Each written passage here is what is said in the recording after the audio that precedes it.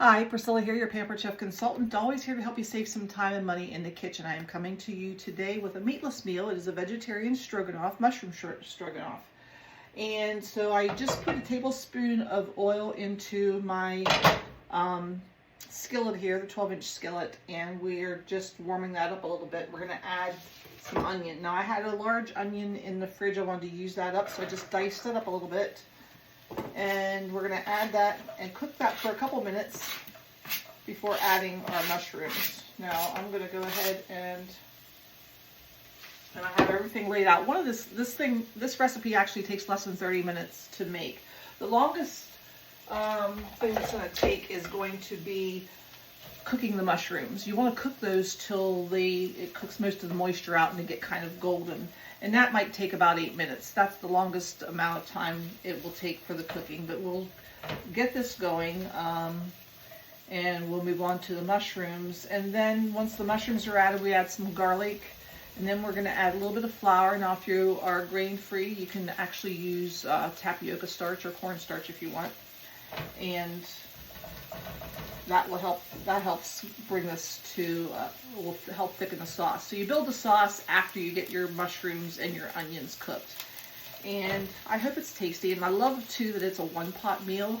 Everything's going to be cooked right in here, including the noodles for the stroganoff. It's all going to be cooked together, and that makes cleanup a breeze. Not that these pans are very difficult to clean up anyway. They're super easy to clean up. So I can smell them. You can saute those a little bit and stir them around a little bit. Now when we get down to building the sauce, it's going to be the vegetable broth. We're going to add some fresh thyme to this. We're going to add some garlic. And we only need to really cook this on low. The pan itself is such a good conductor of heat, low. And this is my power burner on the front side, so I usually cook between low and 2 at the very most. I might turn it up to 4 just to get it started, but that's about it. So let's go ahead and we're going to go ahead and add our mushrooms. Now, the recipe says to add a little bit of more oil to this at this point. I don't know that it's always really necessary.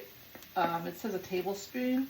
I'm going to go with about 2 teaspoons instead because I don't think I'm going to need that much oil. This helps measure. You've got, I don't know if you can see the little marks. Each squeeze gives you about a teaspoon of oil.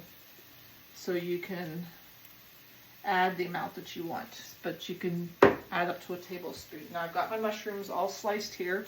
We're going to dump those in. And this is the longest it's going to take. You want to kind of get them spread out. And I'll stir them around every so often. And you could do a blend of mushrooms if you want. I just had like the baby bellas, or what you might call, the baby bellas I have in there. But you could use a blend of shiitake, oyster mushrooms, whatever. It'd probably be a great flavor profile with that many different kinds of mushrooms. But this will be good. So we're going to let that cook a little bit, and then we're going to go ahead and add our garlic whenever these mushrooms are cooked down. And we'll be back in a little bit.